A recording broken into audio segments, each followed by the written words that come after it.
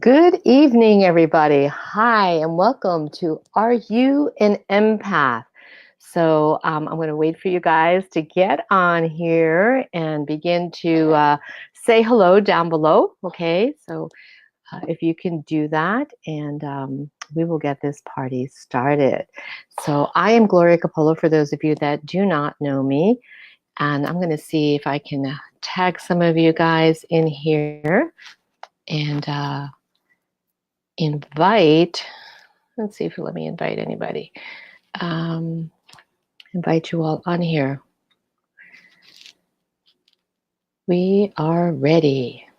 Are you?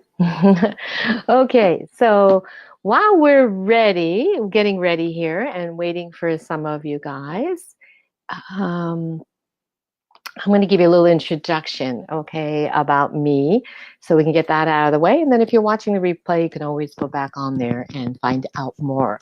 So there are many of you. Hey, hello. Come on and say hello. Hello, hello, hello, hello. And we're glad to have you here. So please be sure to comment below. Hi, Robert. Nice to have you here. So there are a couple of you that are coming on. So great. Come on and say hello. And tell us a little bit about yourself if you want, because that's what I'm going to do so that we could all get acquainted, because this is our introduction and our orientation to Are You an Empath? And there we go. Good evening. Okay. So let me just navigate this a little bit here. Sometimes getting used to these new systems takes a little bit. I'm doing this on Be Live. Good evening, Deborah. Hello, Angela. Thank you. So for those of you that don't know me, brief introduction. My name is Gloria Coppola, and I have been in the healing arts most of my adult life, which is a really long time. Okay, so we're talking about a good 40 years, almost 40 years. But I have been an empath, I believe, since the day I was born, because I have memories from a very long time ago. Hello, good evening. And what does that mean? Well, we're going to talk about that tonight. But first, I want to throw a few questions out to you while we're waiting for some more people to come on. Have you ever been told in your life that you are overly sensitive? Well, gosh knows I have been. Have you? So give me some thumbs up or comment below. Has anybody ever told you, you're just too sensitive, or you need to get thicker skin, you need to be stronger, And I heard that a lot when I was little, to the point where, you start to think there's something wrong with you. Hello. So, did you find, at any stage in your life that you um, just couldn't handle certain things and you would get anxious, perhaps? Maybe you would, I'm just kind of like using both phones here, so just bear with me because I can't see everything. Hi, Steve. Hi, Jacqueline. Um, so, did you get anxious in life? Did you start to hide a lot when you were a kid, So, I want us to talk today. Yes. Okay. I want us to talk today about some of these things so that we can actually identify the levels of empaths. And I did post on the page below a couple of the pages from the book that I had mentioned earlier, The Empath Survival Guide by Dr. Judith Orloff, because it breaks it down as to highly sensitive beings and the different types of empaths. And I am a highly intuitive empath with all those things. So when I was a child, there were actually times when I was a little girl that I would think, I don't want to be here. God, would you take me back? Has anybody ever felt that way or can relate that way? And it wasn't that it was in a bad way. It was just like, as a kid, I just didn't understand what this world was about. And I used to say to my family, the only reason I'm here is because mommy's belly was available. Mommy's belly was my belly, kind of thing, Well, why is a kid saying this, And I began to find out later on why I did. So if you're relating to any of this or you have a similar story, drop it down below so we can start engaging, okay? And so life as a child, was quite interesting, to say the least. And I did grow up with a functional alcoholic father. So what we have found in research and through all these different books that I've been reading and also the people that I know over my journey for 62 years is that most of us, if not all of us, were in families that either there was a narcissist, an alcoholic, drug addict, abuser, okay? On some level, there was all of this, or one of them, okay? And so the sensitive being becomes more sensitive to their surroundings. So if you can relate to this, then drop a line below and let us know. Give us thumbs up, okay? And yeah, Deborah, yes. Okay. So thank you. Thank you for commenting below.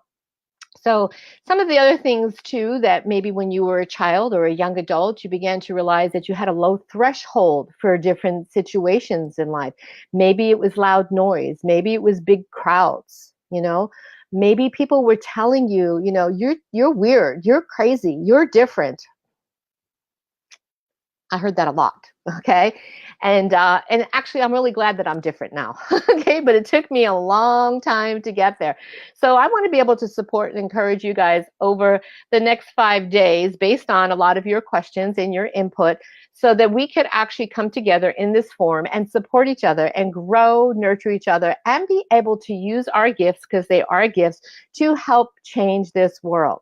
Yeah. You. That's right. You. Because you know what? Thanks for the thumbs up, Jacqueline. You know what? That's why we're here. And I was talking to one of the guys that entered, he's on here tonight, Robert. Robert is on watching earlier tonight about, you know, even his life situation. And I've talked to Deborah and Jacqueline and Angela and a lot of you sensitive to all of it and told many things. Okay. So what we were talking about was actually that a lot of this is because it's our purpose. Thanks, Candy, for that. It was our purpose to actually experience these things in order to help change what's happening in this world. But we had to go through a lot of things first, right? And so as a child, if you just came on, we're talking about some of the experiences we had as kids, and I'm sharing a little bit of my history so that you understand why I'm even presenting anything about being an empath tonight, okay? So my journey has brought me through many traumatic experiences. And in each traumatic experience, it opened me up to greater understanding and perception. Okay. Now, sometimes an empath who doesn't have support at some place or stage in their life, and I see this a lot with this younger generation, with the crystal children coming in, the indigos. You know, a lot of indigos came in actually back in the 50s, a small group of us, okay? And then more came in the 60s and 70s, okay? And then we had the crystal children and the rainbow children. And so we're seeing a lot of people. I would hide in closets and never felt I belonged in the 20th century. Wow. Yeah. I get that. I used to hide in a closet and under the bed, now that I think of it. Okay, so thanks for that, Tanya. So I'm going back and forth between the phone and the computer here so I can read your comments because they're not all showing up here. So what was I saying? So these experiences actually taught me different things. And sometimes, you know, if we don't have support, if we don't have something or somebody that can guide us, then we can't handle it.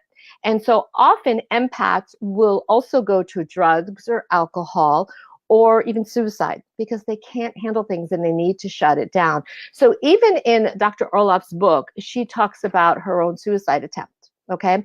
And believe it or not, I had one too. Yeah, later on in life because things just got way too much. But fortunately, I'm here. Okay.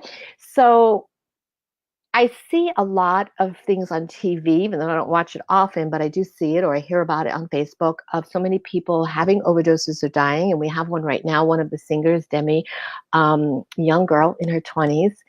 And I sat with that today and I was thinking, you know, what's going on? And my immediate hit was she's an empath and she can't handle all that frequency, all that energy coming out her. Yeah, very interesting. And so what does she do? She's got to tone it down, you know? So we have our drug of choice, right? Food, alcohol, drugs, whatever, hiding, anxiety, depression. I know I dealt with anxiety and depression, especially as my gifts got bigger and bigger as I got older and older, okay? And so the more I was fine-tuning, the more I was learning, I was getting involved in groups and studies and all, and then life was showing me some more and said, okay, you ready for the next level, okay? And oh, we don't have to cry. It's okay. Okay, but thank you. It is sad though that we have to maybe experience life this way, but it is part of life. And so I want to talk about energy and frequency because that's really what we're tuning in. So if you just joined us, I know some of you just joined us, and thank you for those who are here. I want to bring a couple few more questions out to you to see if you had any of things also happening at perhaps a young age. Um, did you have, oh my God, I have such sensitivity to smell. Do you guys have sensitivity to smell? Like even when someone is sick or passing on, I could smell um, what that's like. And it used to be hard for me, and still is, walking into our good friend's daughter overdose Sunday. Yeah, I know, I heard that, and I'm so sorry about that. Beautiful, beautiful woman she was. And again, is so many young people this is happening to. And so, I've had a lot of young women that have children reaching out to me over the years saying, I don't know what to do even with my children, because the children are so highly sensitive. And unfortunately, they're getting put on a lot of drugs to desensitize them. So energy is out of balance. And I'm hoping in these next 5 days that we can at least begin to not only understand some of this, but help each other with it. Okay. So when you know that you've had these different experiences and you're very sensitive to sound, like noise. Oh my God, I am so sensitive to noise. All right. I cannot take high pitched. I can't take booms and guns and all of that. It's just really, really challenging and hard for me to be in that situation. So I tend to, hi, Heather. So I tend to go into recluse. Now, people will say to me, but you're an educator and you're a coach and you're out there in front of groups and you're around people. And how do you handle that? Well, a lot of you have asked about boundaries, and we're going to talk about some of that too over these next 5 days. But here's the thing, even with the boundaries, okay, sometimes, there's just some really heavy energies out there. And so I have to recoup, I have to regenerate. And one of the things for me is nature. How many for you guys? Nature is like your regenerative place that you go run and hide, because that's mine. And so I used to do these retreats. Deborah says, I smell flowers when something's happening, like a funeral flowers smell. And Jacqueline's like, yeah, me too. Yeah, so you kind of just know these things. I'm like, where does it come from? We don't even know, right? But when our senses are so open, in order for you not to get overwhelmed and exhausted, because a lot of you did post down below as I was looking, as we were setting up this page, that you get exhausted and drained. Well, you're going to get exhausted and drained if you're constantly just this basically live wire out there, giving and receiving all this information. So you need to recoup. You need to take the time for self-care. Nature is my go-to. I have to have my nature time. Yes. I don't know why it's not giving the names up here. This is kind of weird tonight. I don't know what happened. So, but we'll get that fixed hopefully by tomorrow night. Hi, Claire. Thanks for joining us. So Candy also said nature is her go-to. She has to have that. Um, so if I don't get enough nature, I can definitely feel my anxiety kicking up. I can feel that my mental clarity also is not as attuned as it normally is. Love smells and outside climbing trees. The beach is my place. So see, a lot of you are called to the healing powers of nature, okay, which is what our creator has given us here, our source to plug back in, right? So good, good. So for those of you that just jumped on, we have people just still jumping on. We're talking about some of the things that we may experience and have felt. Um, um, the other thing too is I have a very high tolerance, one, to pain, but I have a low tolerance to any kind of stimulants, medication, or anything. I can't take them. How about you guys? In the past, like if a dentist wanted to give me like something, to numb out, or a doctor wanted to give me, a cough syrup or something with codeine, whatever it is, I can't take medications. I go down by the river and I walk barefoot. Yes, you do some earthing, right? We got to do our earthing. And so are you sensitive to medications? Do you find that you can't take certain things, or you have to half the dosage or even less? Like recently, because of the anxiety that can kick in and out, I had a physician that was the first thing he wanted to give me. And I have stayed off this stuff for 62 years. That's right, 62 years of my life. And, my daughter is like, well, Mom, maybe you need something. And then my belief system is that I don't, okay, because I have managed without it and I have found alternatives. But there are certain situations in life where things can get extremely overwhelming. And a sensitive person, sometimes may need some help. You have a high tolerance too, Jacqueline. Yes. So I did, he's like, well, here, take the prescription anyway. And I said, I really don't want it, and unfortunately, in my opinion, doctors push out a lot of prescriptions that we don't need if we had coping mechanisms and we had skill sets. And that's why we're here today, to share that with each other. Okay. So if you have ideas and insights of things that you're doing, then please share them in this group. Okay. Because I'm not the only one here talking and telling you about things. You guys have experiences too, and you know what works. So share that. Some people use essential oils, and some people use herbs or Bach flower remedies, and meditation is a wonderful thing, meditation while you're doing your earthing outside, right? So anyway, the thing with the medicines, which I see rampant in this day and age, is it's really throwing us out of balance, really. And so I took the prescription and he gave me the lowest dosage. And I said, well, if I need it, I'll cut it in half. And he laughed at me. He said, no, you don't need to cut it in half. This is like, I don't give anybody this low of a dosage. And I said, but I'm very sensitive. And he just laughed at me. So how many times have you had people laugh at you because you're trying to tell them that you know your own body, right? And that you can't tolerate things a certain way. And yet they're still trying to tell you that they know better, right? Medication has been a problem, as I don't want to be on it, but I have a disability. My specialist likes that I meditate. Well, fabulous. Glad that you are bringing that into your life too. Now, medication, obviously we need that for certain things, Claire, right? And we need it in life and death situations or whatever. But we also have to monitor, and be wise about our choices. And, when I was talking earlier to one of the people on here tonight about, belief systems, do we believe that we need it? And is that what we were taught? And, what can we do to shift that belief system? Because the mind is very powerful. Okay. It's very, very powerful. And so anyway, one night I decided to take half of one of these anti-anxiety pills. And it was the worst experience that I could think of.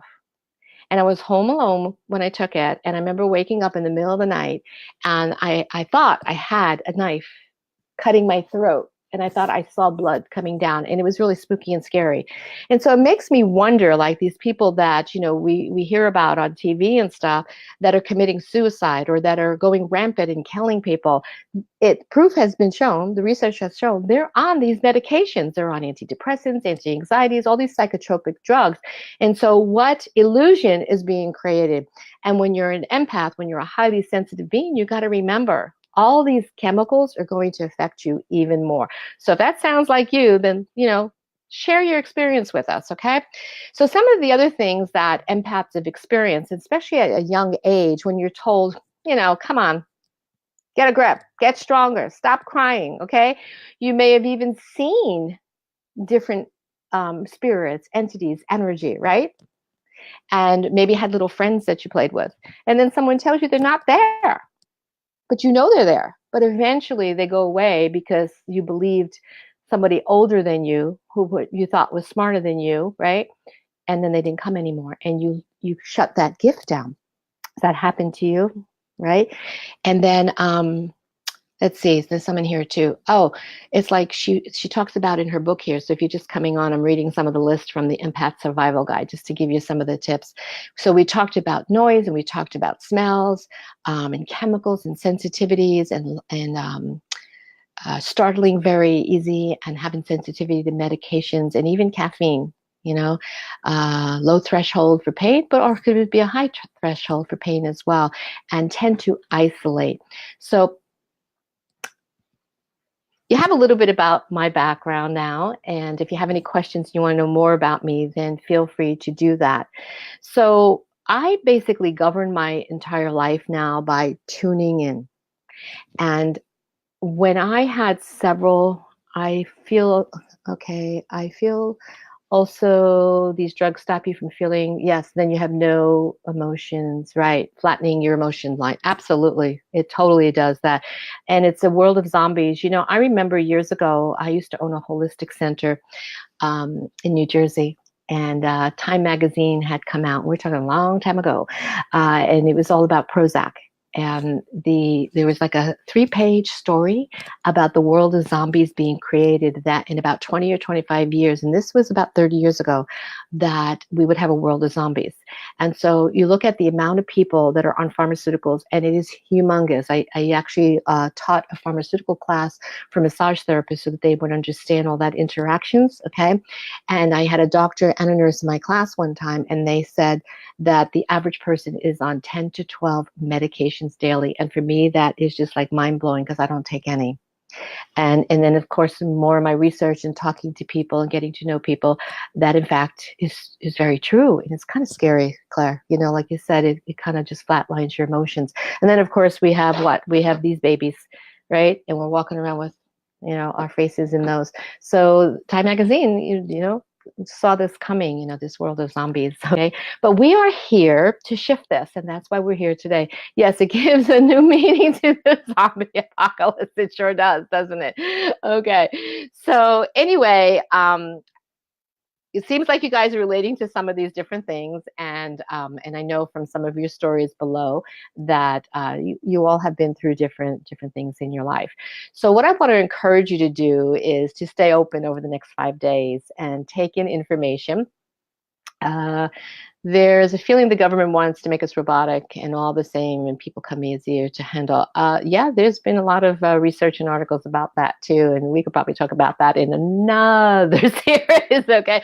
So I'm going to be kind of careful about the whole politics around here because that's a hot subject right now. But the one thing I do want to say that about that, Claire, is that if we're buying into everything that is someone else's belief system, and Robert and I had this talk earlier, like things on TV and in newspapers, be careful. Be careful.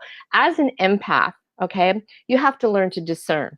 And that's part of what we're going to be talking about over the next few days. You have to learn to discern, because based on, you know, a belief system and how you have been trained, you will lean in certain ways. Well, I don't lean in any way. I am really out there on the limb, okay? And what I do is I tune in. I tune into a deeper sense of what is going on in a bigger picture, not just in the small vision of what we tend to look at. And that's what I want to also encourage you all, is to learn to discern. And I know some of you have asked about that. You know, when you're working on people, a lot of you are massage therapists. Not everybody is, but a lot of you are. Hi, those of you that just came on. Thank you. And it's like, how do you discern taking on energies, and how do you discern not giving away too much, and how do you discern what is truth? Okay.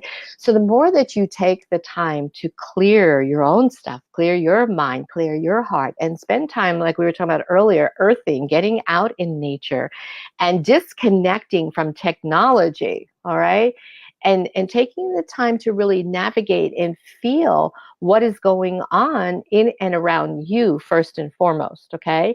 Then you're going to begin to understand other energies. And earlier I said, you know, we're going to talk a little bit about energy tonight and frequency, because that is really what we are tuning into, okay? Empaths tune into frequencies.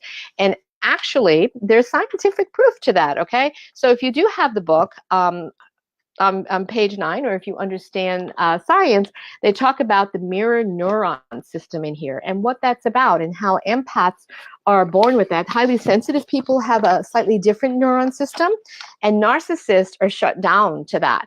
And so how many of you have been involved in narcissistic relationships? I'm more sensitive to animals than humans. Okay. And so, yeah, we have different sensitivity levels. And if you take a look at that list that I put up there earlier today, you'll see all the different ones that Judith actually had put in her book. I took a snapshot of it, okay? So anybody been involved in a narcissistic relationship? Because there's also a piece about that they have done scientific studies and what they don't have that actually empaths have, okay? And so we are basically, in easy terms, mirroring everything that is out there back to us. We are feeling it. And because the highest level of empaths become more and more compassionate, they feel everything on a different level, and they also begin to see truth and understanding of things because of the level of compassion. Now, what does that mean?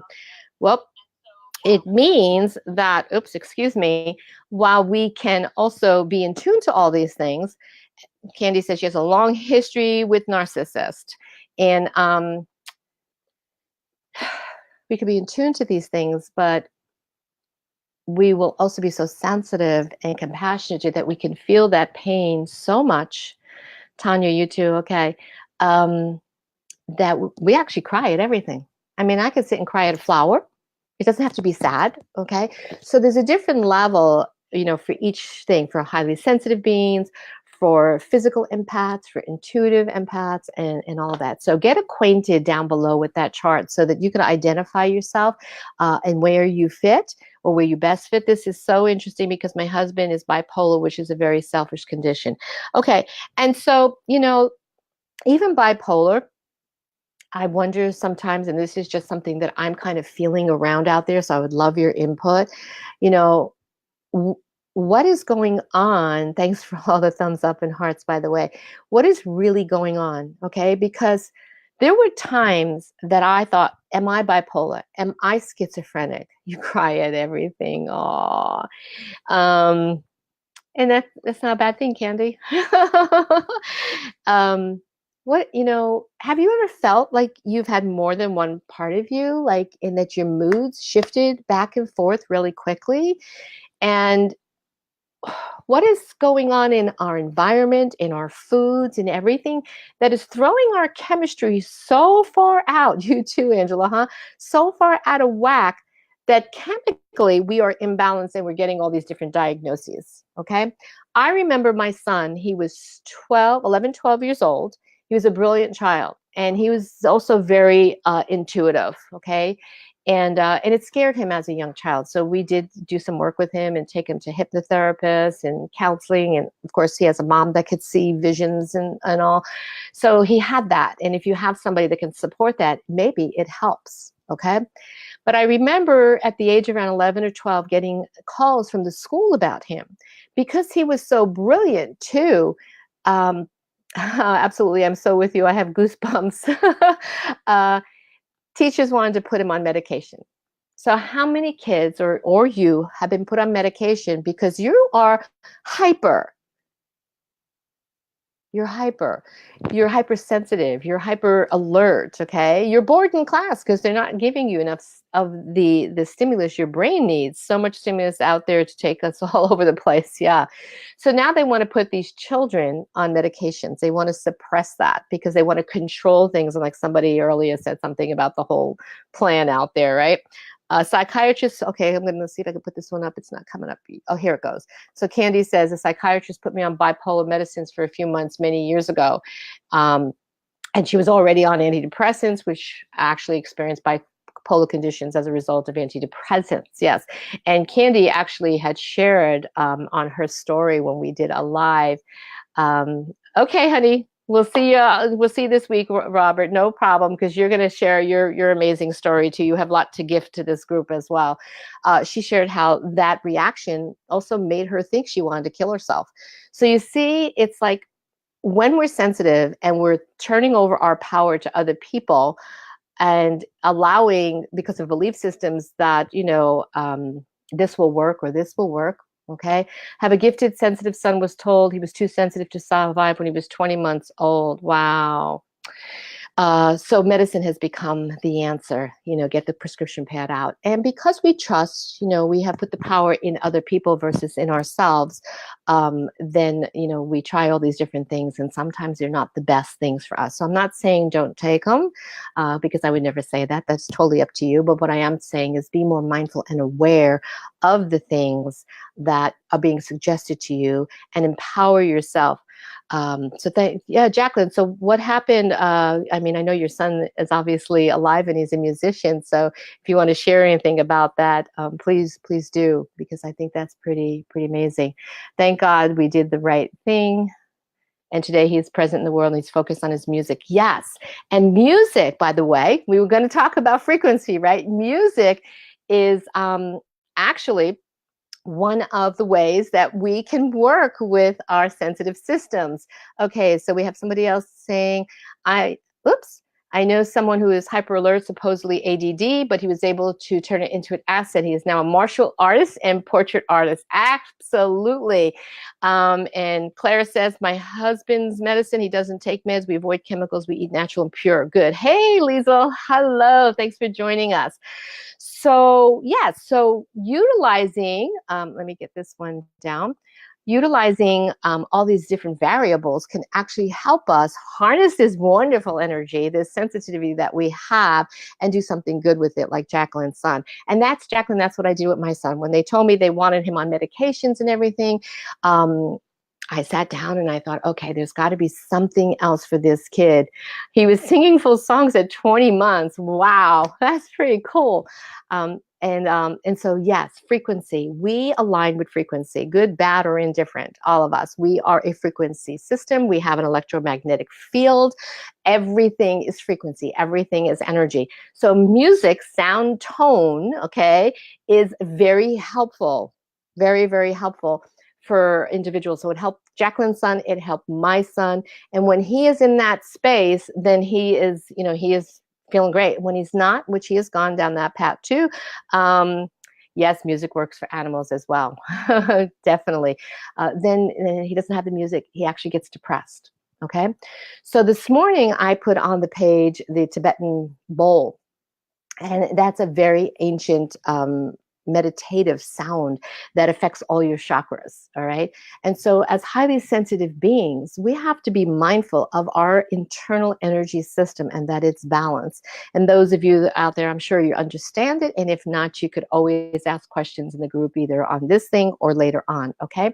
And so, the tones, whether it's the bowls, there's crystal bowls, they're beautiful. Oh my God, I love them. So if you've never gone to a crystal bowl healing, sound healing, I know Jacqueline has done that. I know Candy, you went to a session today, a healing session with sound. Maybe you can tell us how that went for you if you're still on here. I think you are.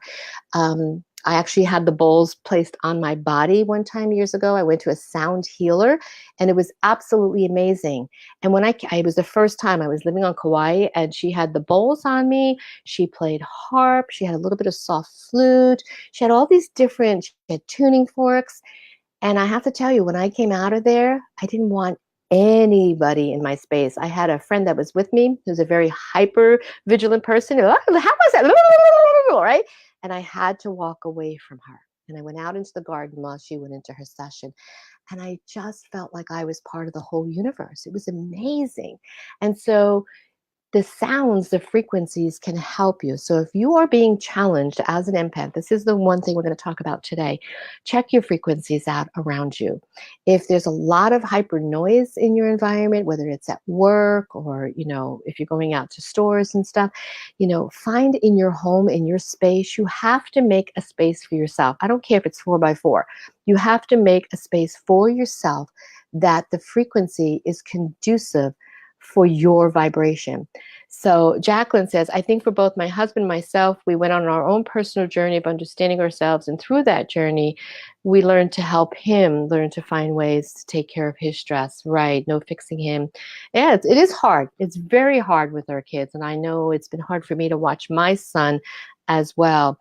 Yes. Go to the salt therapy rooms with the gongs. Absolutely. So think about the frequency that is going to adjust you so that you don't feel drained. If you're feeling drained after your day at work or around a lot of people, it means you have to do a frequency adjustment. So for me, I know I don't go out in crowds a lot. And sometimes I want to partake in certain things. And I might say yes at first. But then I have to check in. And if I am not in the place that I feel I need and want to be, then I don't go. I have to protect myself as well, my well-being. Okay. And so sometimes I don't get invited anymore because then people think, well, she's not going to show up. And it's like, oh, but please, because there are things that, we do want to attend, right? So check your frequency. And if you do go in these situations and you're out and about, then take the time when you come back. Like you mentioned, the salt therapy room, salt baths, salts help with that electromagnetic frequency. I used to take, when I was doing massage, like 4 or 5 days a week, every single night, I took a sea salt soak. How many of you take a sea salt soak? Let me know. If not, guys, it's perfect for you. Okay. The sound of many people talking makes my head hurt. Yeah, Claire, I'm right there with you. I can't kind of take all that, right? So, what do I do when I have to be in those situations? Okay, what do I do?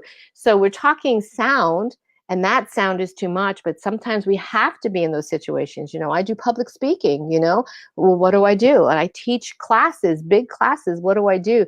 Well, I create different types of shields, and I want to talk a little bit more about this tomorrow. Okay. But I do create different types of shields to protect myself. So if you have a type of shield that you create for yourself, then please tell us. And I know that Angela even put something in a doc. So if you have something that is um, very valuable, and pets want to be invited, even though they most often don't go. So true, Nancy, right? That you feel is very valuable of a system that you're using for yourself, create a doc and go up into the files and put it in there. You sleep with your salt rock by your bed. Claire, if you saw my bedroom, you'd be laughing. I have 1, 2, 3, I think 4 salt lamps, and then I have big salt squares behind my bed, and then I have crystals and stuff in here too, not to mention the angel back here. So yes, find what's going to help, because salt actually takes away negativity and toxins and things, so it can pull from that. So that's a really good thing. Okay, so back to what do we do when we're in crowds? What do you do when you're in crowds and you feel like you're being drained and exhausted? What are some of your tips? Come on, I know you guys participating here really great tonight. Thank you so much, because I know in these next 5 days we're going to have a lot of valuable information. And if you want to be a special guest on this with me, I can actually bring you on here on this Be Live show with me, and you can talk about some of your experiences too, or tips that you have that are very valuable. Jacqueline puts a rainbow shield around herself every day. Julie says, I leave when I need to. Yeah, you got to learn when you need to. But in my case, sometimes I'm up on a stage speaking to thousands of people. You don't go out, Claire. Okay. Or I'm teaching a workshop, with small groups or large groups or hundreds, and sometimes it's only 10, but it's a lot of energy. And so I use different types of shields, but I'm going to tell you something. I'm not perfect. I make mistakes all the time too. Yeah, leave, Jacqueline. So I was just teaching a class recently, and it was out in nature, and I was so happy to be out in nature. Deborah says that happened to me at the Business Mastermind event. Yeah, we went to this meeting a couple of years ago, and it was this big conference, one of those hotel conference rooms, and the energy was just so much that it brought on anxiety for Deborah. And I remember I had to keep leaving too. I just would leave the room. And a lot of times I will not go, and sit up in the front anymore like that, because I need to take that break. And Liesl says, just stop and breathe. Always bring cell phone to find friends in the crowd, because crowds can be so disorienting, especially at outdoor music shows. Nancy talks about grounding, feeling her feet, breathing, grounding, sighing. Claire's using her pendulum at night and using a golden circle. Angela, can your spouse drain you at night? Oh, Angela, oh my God, I have to tell you about that one. Okay, guys. Yes, yes, they can. Okay. So, anybody can drain you. Anybody. All right. But I want you guys to think about this. If you're in partnership with somebody, take notice to how you feel before you go to bed, and take notice to how you feel the next morning. Take notice to how they feel before they go to bed and how they feel the next morning.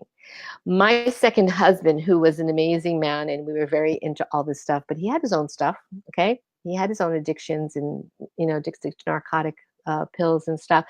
I had realized one day, I said to him, honey, I noticed something.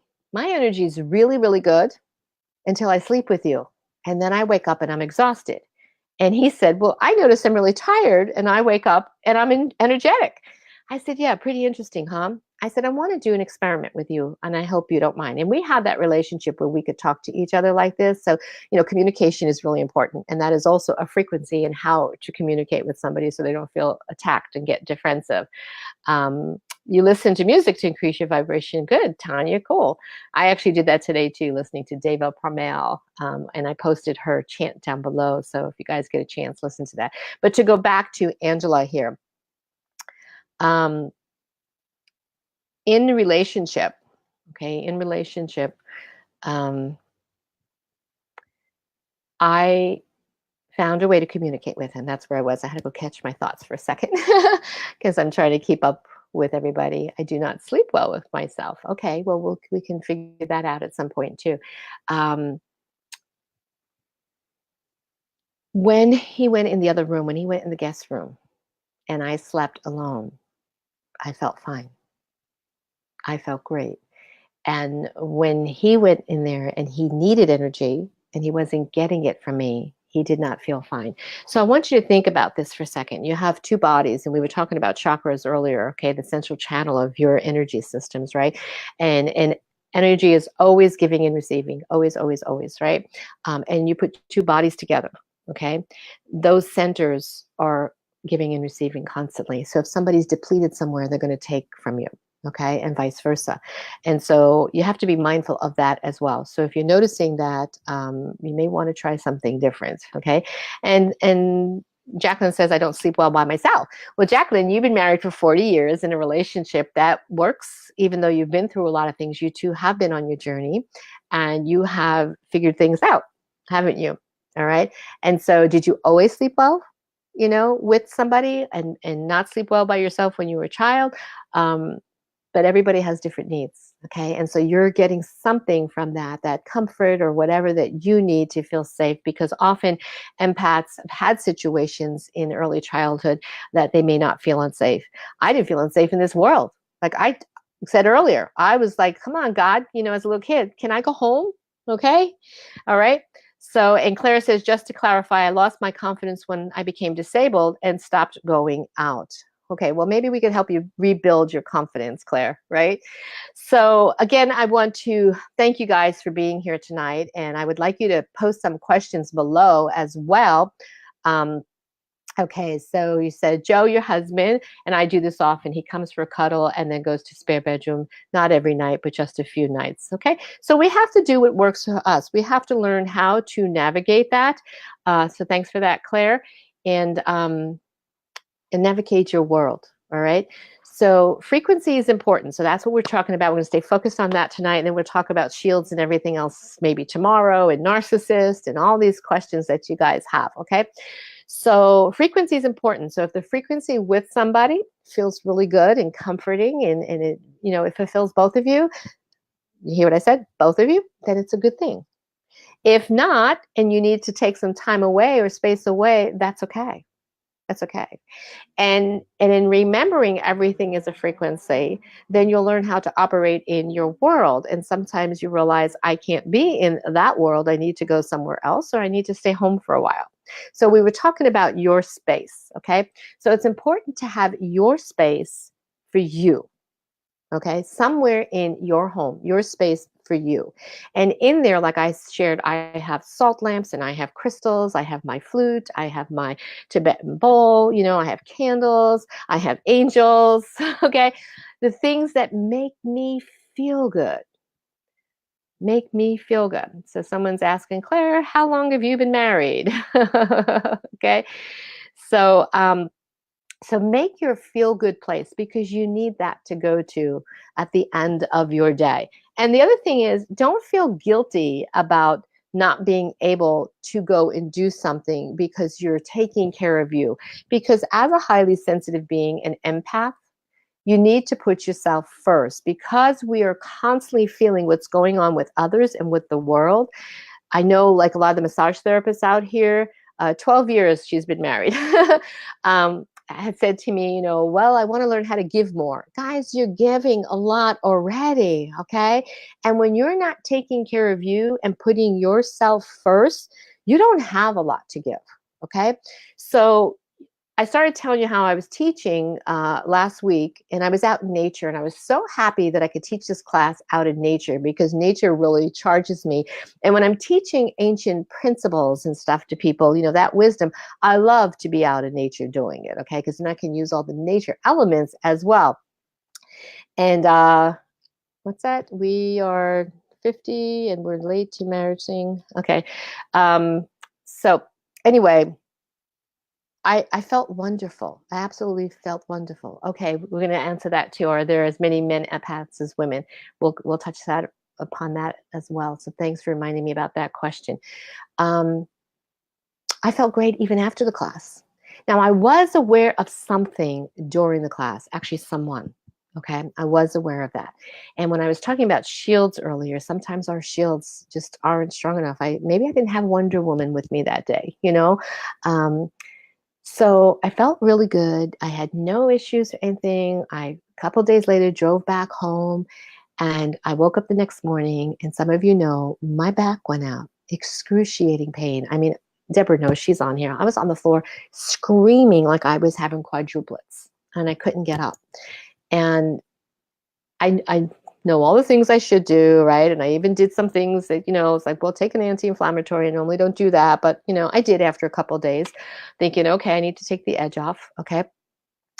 And something was off. I kept thinking, something's off here. I've had issues before. I know how to get rid of them. What's going on? And then I'd start to feel better, and then there'd be a slight relapse.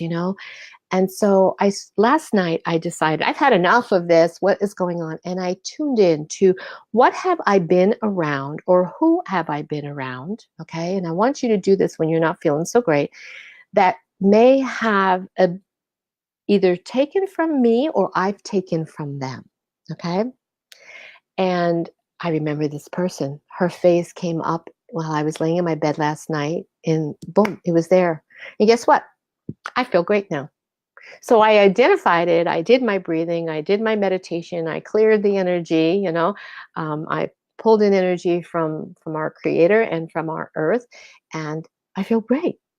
So we have to identify it. So when you're drained and you're taking on pain and stuff, remember that's all frequency that's coming into you. And when you identify the frequency, then you can also identify how to get rid of it with some of the tools that you have. Okay. So someone asked, are there just as many men empaths as women? Well, we don't really know. But I could tell you, in this group, we have 3 men that joined us, 3 out of all of this. And in Judith's book, she talks about, actually, it was an interview I saw of her. I don't think that there's less empaths that are men. I just think that women tend to talk about it more because we tend to talk more about our emotions, don't we? And how we feel, where men are conditioned and taught not to. And when they begin to open up to that, and Robert, who was on here earlier but had to go, he's going to be one of our guests this week. He actually wrote a book too, and he's got a profound message. He had an early childhood of abuse and almost being killed, and went through a lot. And very often when men have these also traumatic experiences, they'll do one or two things. A lot of them will shut down because of belief systems that men don't cry, right? Men have to be strong, men have to take care of things.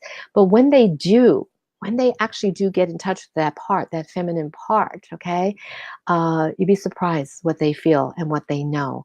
And if you look at some of the brilliant minds out there that teach us about frequency, they're men. Now, they may have started with the scientific point of view, like the guy that wrote Biology of Belief, right? Bruce Lipton, very scientific, right? Well, recently I saw a video of him and he had his awakening. He had his aha moment. And then all of a sudden he realized, oh my God, I'm part of this world. I am this world, So, maybe he had to do it a little bit backwards, but I definitely think, absolutely, my husband and I talk about this all the time. He's thinking of doing a men's group. That would be wonderful. Because, when I had my holistic center years ago, that's what we did. We had a men's group because men were coming to me and they said, you gals always get together and talk, but we don't. And it was very powerful for the men to have that form. I know exactly people who zap me, but family is hard to avoid. I need to learn how to deal with the madness of sisters, noise, and conversations. We'll talk about family another time, okay? So yes, men's group are great, and more, and yes, love his books too. More and more gatherings like that are really helping men, helping them come out. A lot of my mentors, believe it or not, the shaman and the kahuna I have studied with are men. And in ancient times, those sensitive beings that were teaching this wisdom, the earth wisdom and the universal forces and all this, they were men. And when things began to happen in our world and that was taken away and they were shut down, then they had to go and teach the women, and the women started coming forward, but more and more men are. And like this October, I'm going to Peru, and I've studied with shaman there before, and we're going back again. Actually, Jacqueline, who's on here tonight, is coming with us. And they are always, the men there, that's what they do. I mean, they have ceremonies, like every morning, to connect with the frequency of the earth and to live in an abundant mindset. The one guy who's going to be our guide, he was sharing today on Facebook how he's teaching his two daughters all of this, and they're in this energy, this frequency of a prayer state around everything. So, yes, there are men out there, but I think we just need to help them come out and talk a little bit more. And hopefully the three men that have come into this group will also share their perspective, because I really think we need their perspective too. And Claire says, my sister and my brother and I came from sexual abuse childhood, and I am the only one at peace. That's very common, Claire, that a lot of children have had multiple abuse in their household. I used to work, actually, part of my work years ago in my body work was working with women and men, but mostly women, that were sexually violated.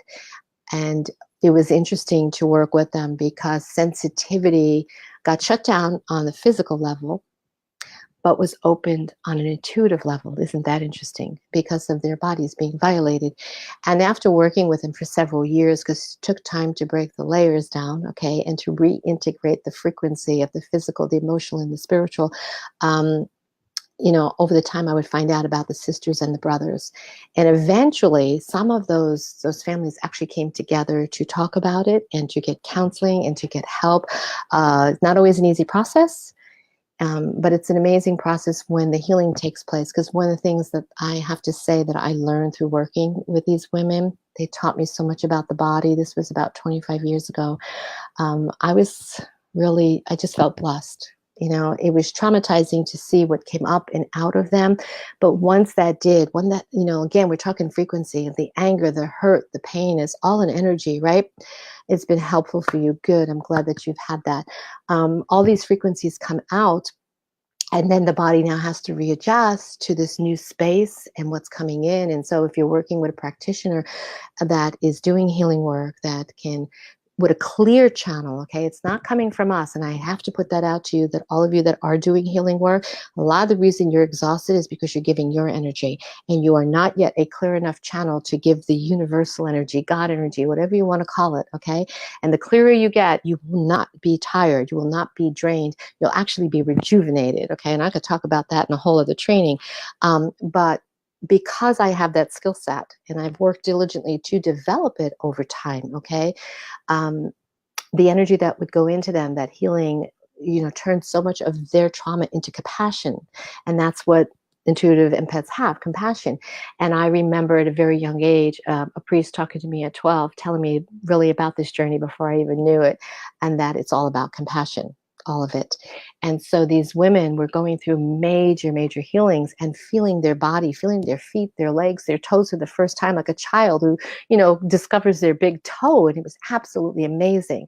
And so they taught me the depth of what happens when there is this trauma, but they also taught me the capabilities and the miracles that can happen too. So we can do some more talks and trainings on things like that as well. But you're very fortunate, Claire, that you are the one that is going through the healing. Yes, please do trainings. Okay. Yes, I can arrange to do different things on that along the way. And I do hold workshops. I don't do as many of them as I used to, but I do. But we could do online things as well. So anyway, I want to thank all of you for participating. And I would like for you tonight to check your energy, to check your frequency, okay?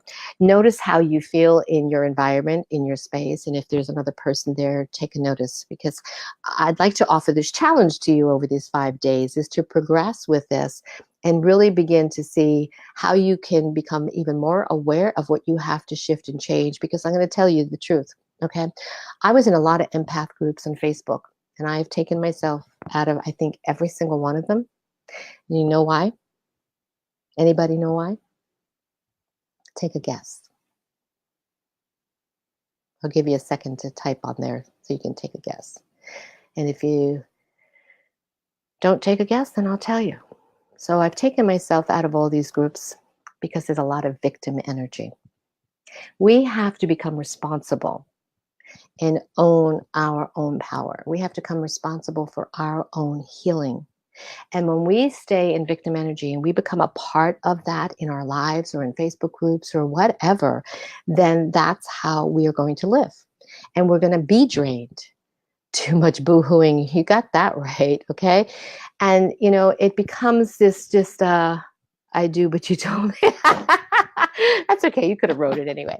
Negative energy. Absolutely. It's very negative. And what I want you to notice is if you're in any of those groups, okay, they should be uplifting. They should be supportive. They should be like we're doing here, teaching each other what helps and works. Because instead of me bitching and moaning about a narcissist husband, what is that going to solve? Nothing. Okay. And instead of me complaining about everything that's wrong in the world, what is that going to do? Nothing. Right.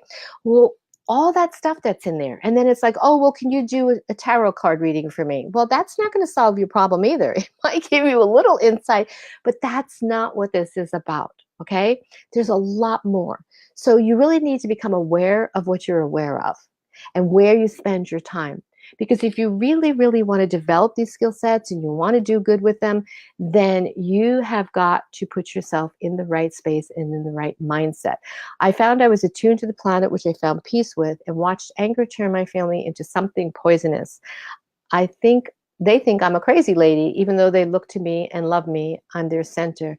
You just used the word of one of my sisters is all her life she is a victim. This is the sister I have been dreaming about. Okay. So victim energy is just another type of energy, and it can be healed. All right. It takes a lot of compassion, a lot.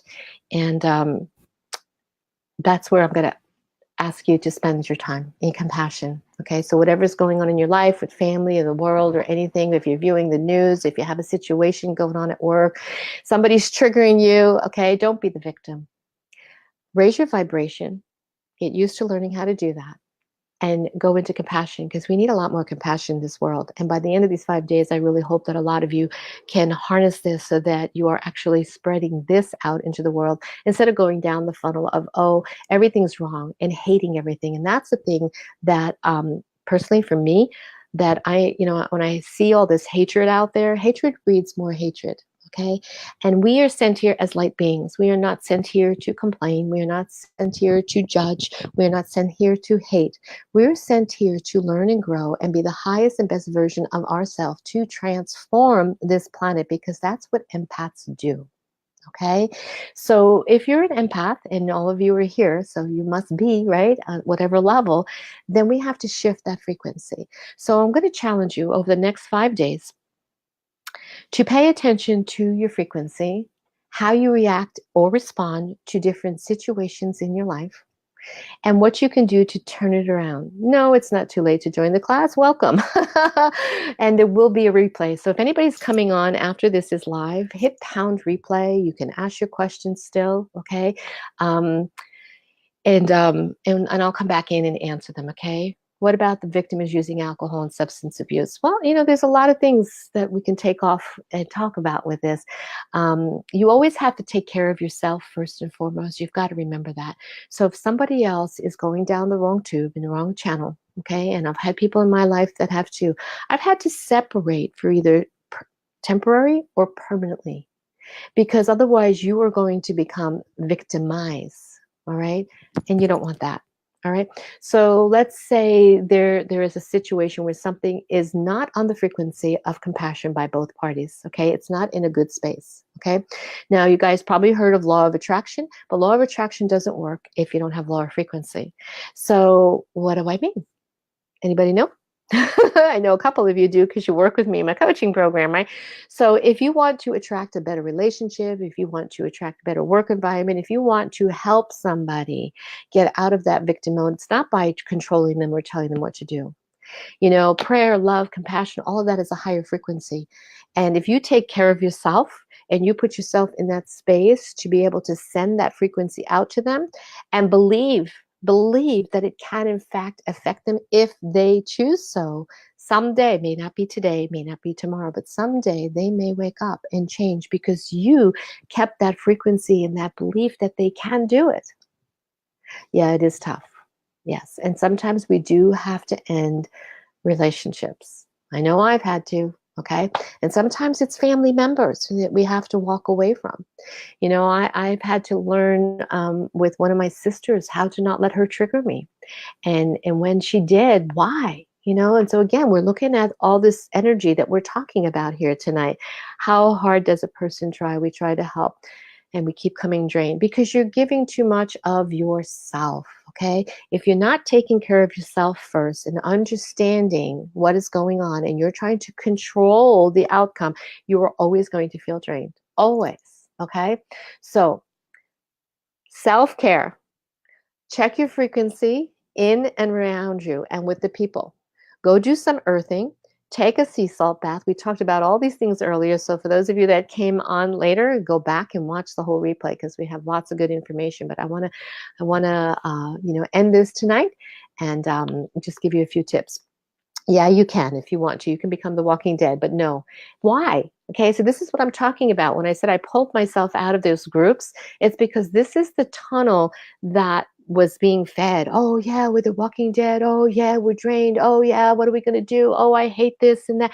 Guys, this is not the journey of an empath. Okay, you have to raise your frequency. And if that means removing yourself from a situation, a job, a relationship, then you've got to find the way to do that to protect yourself and then get on your purpose, on your mission, and do what you were sent here to do. Because I'm going to tell you something, the relationships that you are having one-on-one with people, that's the smallest part of your purpose here on earth. Yes, we will be here every night for the next 4 nights, okay, at 6 p.m. and the replays will be available. So the challenge is to notice your frequency, notice how you react to things, and what can you do based on some of these suggestions or other things you do to get out of that downward spiral. Okay, do the self-care. You got it. Okay, peace, love, and light. Okay, and raise it. And then I want you to come back in the group and share with us that if you got through something challenging by taking these tips, then let us know so we can celebrate you too, okay? Because that's energy that pulls us all up as well. So it's been a pleasure to have you guys participate each night. That's right, detach with love. Absolutely. It's always you got to be in a love space. So, I started to tell you, I'll tell you briefly, okay? So I have one sister that would trigger me, and when I would go visit her, she would visit. I can handle her. Go ahead and see that. I can handle her for 24 hours and that was it, right? Well, I didn't have to handle her. And that's what we're trying to do with people. Okay. We don't have to handle anybody. We don't have to take care of them. We do not have to fix them. Nobody's broken. Everybody is where they need to be. And when you become the best possible version of yourself and you lift your frequency and you are radiating more, the divine love and the compassion, they could choose to change or not, or you can choose to change your reaction to them. And that's what I did with my sister. And so I don't get triggered in 24 hours anymore. And if for some reason I cannot or choose not to be in that vibration of her energy, which can get heavy sometimes and very opinionated and judgmental, I bring my headsets with me oops, I was just going to show you, but I can't get them. I got those headsets and I go in my room at their place and I put music on. I put chanting music on, okay? Or high vibration music. And then guess what? I'm fine. I don't get into an argument anymore with her or anything or a debate. So find your way. So on the page, I put a chant, okay? The Gayatri chant that Deva Parmel does. And it's a very, very powerful chant, and it's perfect to do like in the morning. It's also perfect to do at cycles of the moon. I did it at an ashram years ago when I wanted to kill my narcissist husband that left me, okay? And he's alive, and I'm more compassionate. And we did it for 108 times. The chant is beautiful words. I believe I gave you the site for the words too. Go listen to it tonight, okay? And just take it in. take it in and learn the chant and maybe do it in the morning for yourself, or find something that puts you in a frequency that can keep you in a balanced state. And when you need something else throughout the day, then you have another resource that you can go to. And at the end of the night, take care of yourself, do a sea salt bath, okay? Go get some quiet time. I feel the light in my chest. Oh, good for you, honey. Okay. Um, and yeah, don't use the word hate. Yeah. We shouldn't hate. Okay. We could just like, but we don't have to hate. Okay. You know, when I was 12 years old, and some of you know the story, and I touched upon it briefly, and I had a conversation with a priest, and I swear it was divine intervention. And I was asking him tons of questions, probably for about as long as we've been here tonight. And what it came down to, okay, well, actually, there was a few things, but what it came down to was we are here to walk a path of compassion and not to hate, no matter what the situation is. And I said, but people do bad things. He said, yeah, but you're still here to be compassionate and understanding and help that person get through. However, even if you're detached from it, you can send love from a distance. And then I said, well, what about people that kill people? That's bad, isn't it? And he said, no, that's people that are ill. And just like Jesus and Buddha and Dalai Lama and all these sages, you have to learn to be compassionate. And with that, there is a lesson. So with that tonight, bless you all. Namaste. I will see you tomorrow at 6 p.m. Drop any comments, questions that come up along the way, and we will keep addressing different things over the next 4 days. So tonight was our introduction. Glad that you guys showed up. Blessed be to that. Thank you. Thank you very much. Good night.